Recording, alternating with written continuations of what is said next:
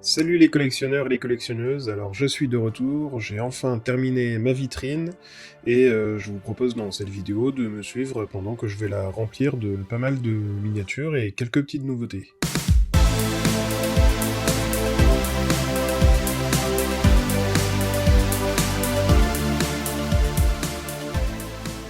Elle est toute neuve, elle sent encore la peinture et j'ai préparé quelques miniatures que je vais déballer, certaines sont déjà déballées, pour les positionner à l'intérieur. On commence avec un tracteur KZH 1056 XL 2WD, donc 2 roues motrices.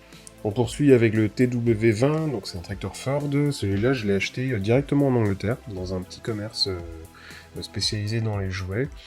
Toujours chez Brittens, le John Deere 3140 2WD, donc là aussi 2 roues motrices, avec un cultivateur lui aussi de Brittens, mais qui est beaucoup plus ancien, hein, puisque c'est un modèle qui a été produit entre 1962 et 1981. On continue avec un Renault 103-54, c'est un tracteur que j'ai acheté il y a quelques années à Chartres, si je me rappelle bien. Intégralement quasi neuf en fait, et puis avec toujours les blisters et la boîte en parfait état.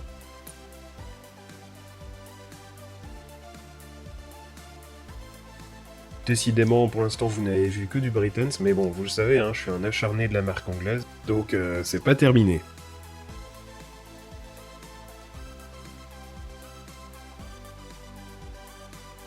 Et je vais y atteler la roue balleuse John Deere 590, qui est de chez Brittens aussi, hein.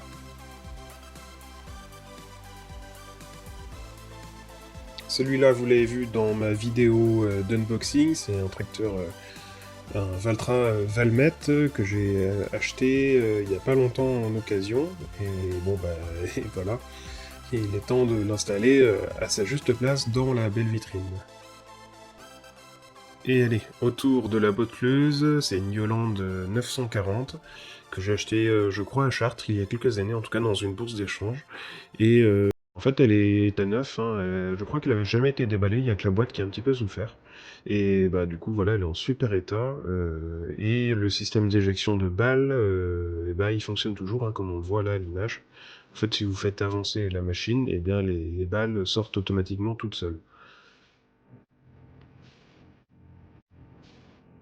Et puis il y a cette classe Jaguar 980 pour laquelle j'avais déjà fait un short sur YouTube où je présente euh, la miniature. Enfin, donc c'est Britanz qui l'a faite et c'est plutôt une réussite, hein, comparé au modèle précédent qu'ils avaient fait qui était une John Deere 9000 8600, je ne me rappelle plus très bien. Là on se retrouve quand même avec une miniature plutôt... voilà, c'est un bon cru chez Britanz, hein.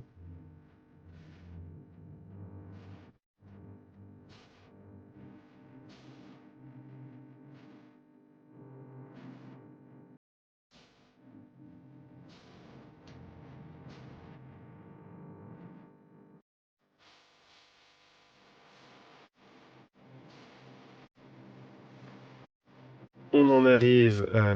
Alors ça, c'est quelque chose d'assez étonnant. C'est Oxford Diecast qui a fait ça. C'est une marque que je connais pas beaucoup.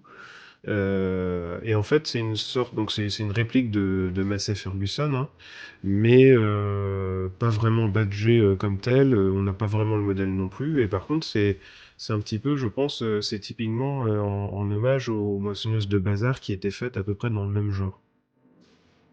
Allez, mon petit Ford de Britain, je vais le mettre avec la presse New Holland. Et alors là, on va commencer à attaquer à une belle pièce, puisque c'est une moissonneuse Zampo, ou Sampo, je sais pas trop comment ça se prononce, donc de la marque suédoise, hein.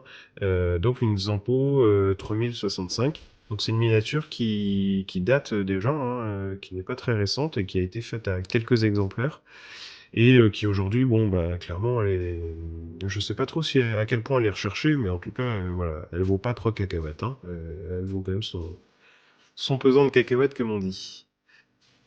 C'est une moissonneuse toute simple, c'est vraiment à la mode des années 2000, on va dire. C'est pas super détaillé, mais bah, c'est une chouette miniature, et puis bah, de base, des moissonneuses Zonpo, bah, il y en a pas 3000 hein, en miniature.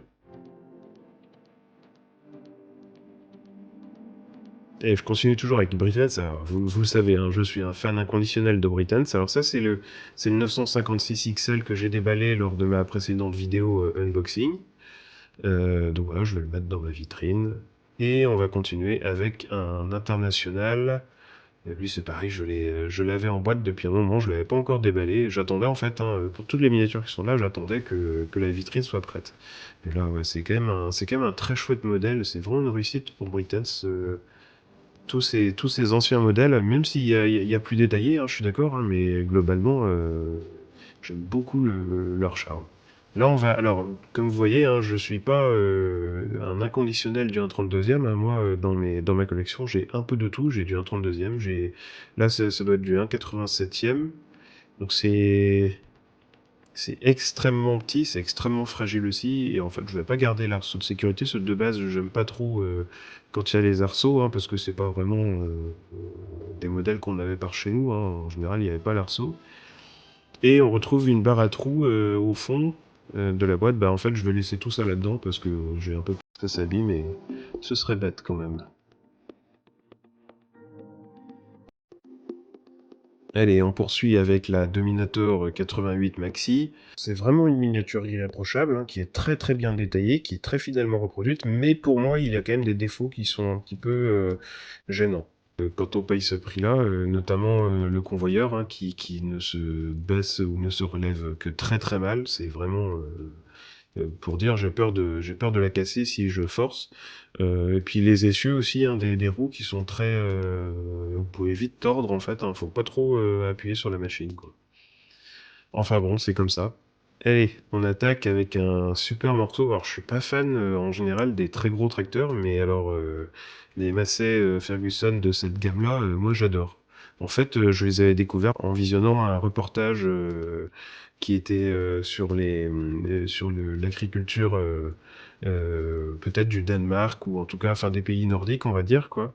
Et il y avait une ferme qui avait 4 ou 5 Massey de cette gamme-là, et voilà, bah, depuis ça m'avait marqué et je voulais avoir celui-là.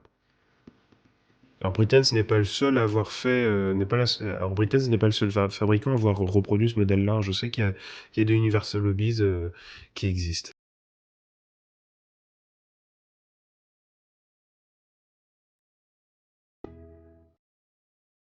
Ah, la Massey Ferguson 780 spéciale. Alors ça, c'est un super jouet des années 60, qui a été fait par Corgi, ou Corgi, je sais jamais comment il faut le prononcer non plus. Bon, Corgi Toys, hein, Corgi Toys, qui est une marque anglaise, hein, qui a été créée en fait, si on veut, pour concurrencer les grands géants de l'époque, qui étaient Meccano et Dinky Toys. Et ben en fait, c'est une vraie masterclass, quoi. C'est magnifique, c'est un super jouet qui m'a coûté un peu de sous, mais en fait, ça fait des années que j'essaye de l'acquérir.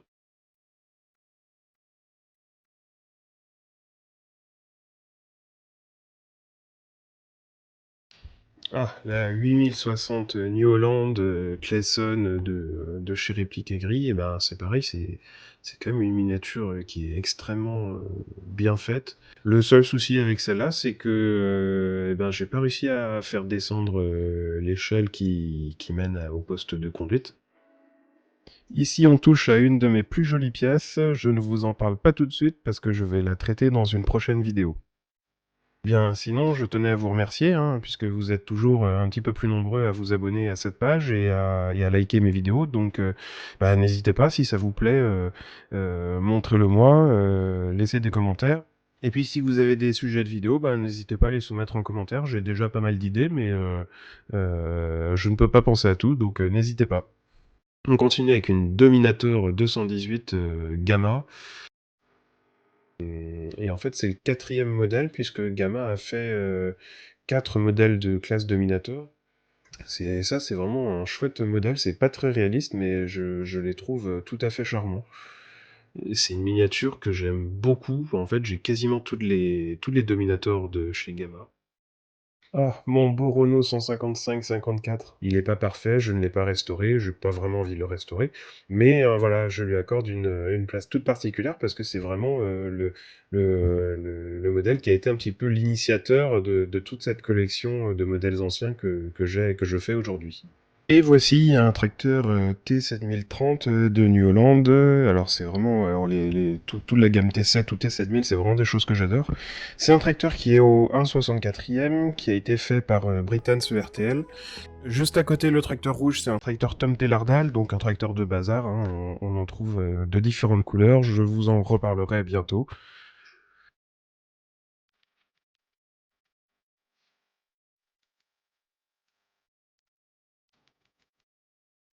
Alors, je vous arrête tout de suite, hein, je n'ai pas une très très grande collection, et puis surtout, c'est pas la peine de venir faire les jaloux en commentaire, hein. Là, vous avez une collection qui a été créée sur plusieurs décennies, hein, sur au moins 20 ans. Donc, j'ai eu le temps d'accumuler des choses et de dépenser mon argent là-dedans.